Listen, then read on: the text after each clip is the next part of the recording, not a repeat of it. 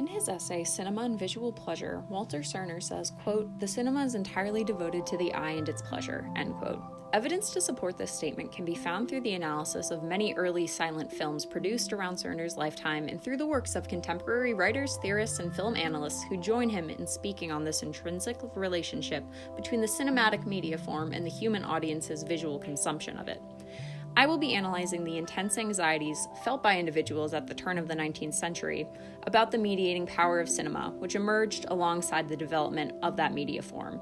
I will also argue that these sources come together in such a way that it becomes possible to propose that the anxieties which focused upon the infiltrative power of cinema unconsciously work to remove culpability and power from books that might otherwise have been condemned for conveying the same messages which were being criticized in concurrent movies. The fear of mediated vision did not arrive with movies, but rather has haunted creative minds for years. For example, E.T.A. Hoffman's The Sandman emphasizes how the protagonist, Nathaniel, loses his grasp on reality and thus deviates from his normative relationship with Clara after, quote, "he took up a small, very cleanly fashioned pocket telescope," end quote, and looked through its mediating lens to falsely witness or else manifest the animation of the automaton Olympia. This mediated vision would eventually lead to his demise. This concept of the overwhelming power of mediated vision was not solely restricted to the literary field, however, but also known to people through the form of magic lanterns. The magic lantern, which had before held the position of the main form of media capable of overriding a witness's vision or understanding of the world, was quickly superseded by cinema due to the intrinsic goal of that form of emerging technology. While, quote, "the early magic lantern shows were developed as mock exercises in scientific demystification," end quote, the cinema produced content that reflected reality and distributed in such a way that audience members were not invited to extract themselves from the stimulating situation. If the magic lantern sought to demystify the technology and content and thus separate the projected images from the audience's visual and emotional receptions, the cinema played into themes that deliberately incorporated audiences into the work. The moral implications of these manipulated themes are partially what caused anxiety about the cinema. Numerous essays contained within the book The Power of Cinema illuminate how the cinema worked to entrance audiences by stimulating the voyeuristic nature of individuals. The Cabinet of Dr. Caligari's clearly expressionistic setting, which centers the audience's perspective within the interiority of the narrator Francis, is one example of this. The film provides audiences the opportunity not only to witness the details of Francis's harrowing life, but to experience them firsthand.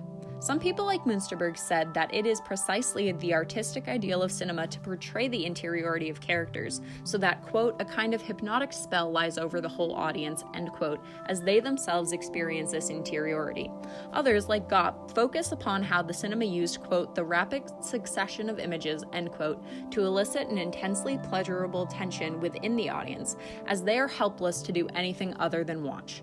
For example, by placing the literal audience of Dr. Caligari within the world which is being mediated by Francis's narrative and visually manipulated to reflect this fact, viewers are able to experience the somnambulist show in the same manner as any other audience member, and they find themselves easily swept up into the action of the scene and viscerally empathizing with the characters in the scene.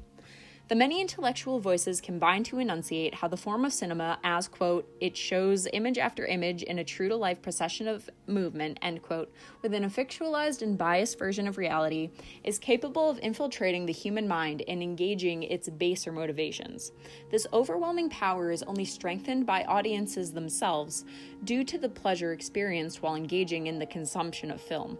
And this visual pleasure experienced is anxiously identified as, quote, "that terrible lust that raises a fever in the blood, causing it to rage," end quote.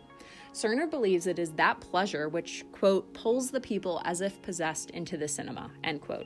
This very concept of a possessed and immoral vision is physicalized in Metropolis. In the world of cinema, quote, "everyone's retina is on the screen," end quote, in such a way that Walter Benjamin proposes that, quote, "the camera introduces us to the unconscious optics as does psychoanalysis to unconscious impulses," end quote.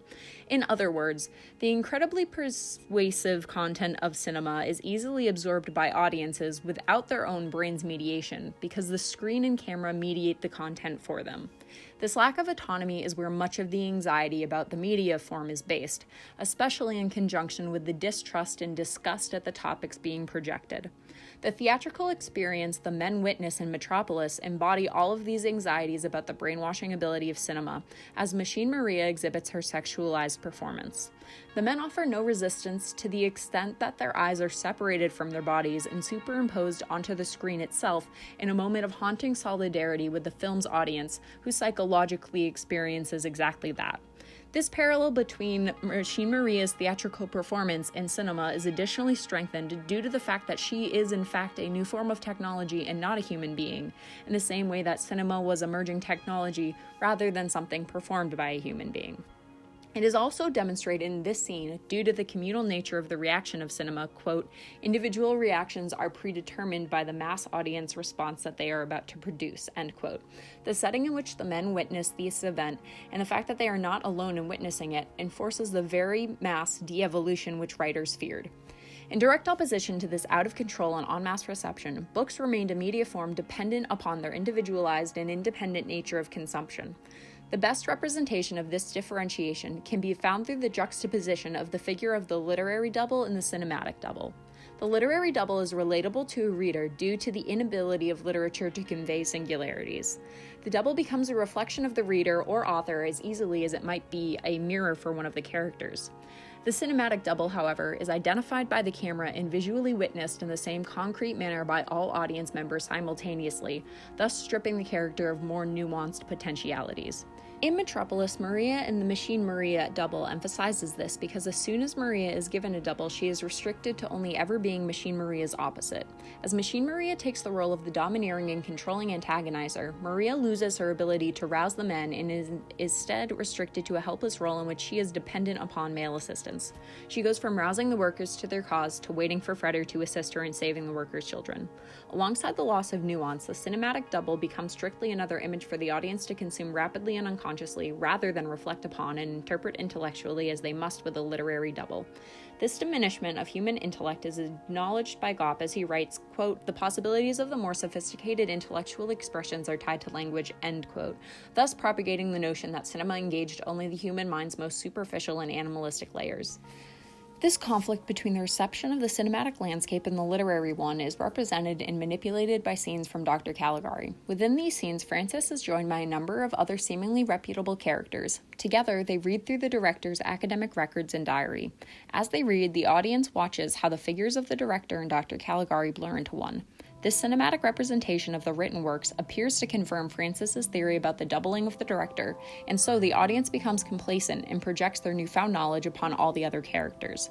This projection extends to the audience members' inclination to believe that the characters reading in the movie have had the same collective visual experience as that of themselves, rather than recognizing that each character most likely had their own individualized reading experience. The speed of the footage and the immediate and unconscious absorption of the visual content lulls the audience into a state of collective complacency, so that when the director is seemingly revealed as being separate from Dr. Caligari at the end, and it is Francis's delusional mindset that has betrayed the narrative all along, the audience is shocked. This reaction of shock and confusion is an exact physicalization of the anxiety felt about the power of cinema. The film utilizes the natural traits of the form, including the speed of shots and the manipulation of setting to bring the audience into a character's mediated experience of reality, in order to manipulate the minds of the audience to the point that they forget how the real world functions. The film convinced the audience to believe in an entirely untrustworthy narrative. Karl Strobel is vindicated as he writes, quote, the cinematograph unambiguously expresses the audience's apathy toward the word. The only important factor is the subject matter, and in the choice of those subjects, it becomes clear what exceptional psychologists lead the large companies that supply our cinematographic theaters with films today, end quote. Thus, the anxieties of intellectuals about the controlling power of cinema become justified due to cinema's potentially problematic usage as a method to sway society away from normative status quos. It can also be said that this reading scene emphasizes how the anxiety about film has distracted individuals from the mediating power of literature. The conclusion of the movie can be interpreted in a number of ways, including the option that the director is Dr. Caligari and has simply tricked everyone beside Francis into believing the lie that he is a benevolent figure. Looking through this lens, the scene of the characters reading can be understood as the film proposing that works of literature have similar, if not identical, powers of mediation that films have, insofar as presenting alternative forms of reality which audiences interpolate into their own comprehensions of reality. If this is the case, the anxiety the movie deals with is less centered upon the power of cinema as a whole, and rather about all forms of narration which present audiences the opportunity to revoke their own understanding of reality for more engaging and cinematic ones.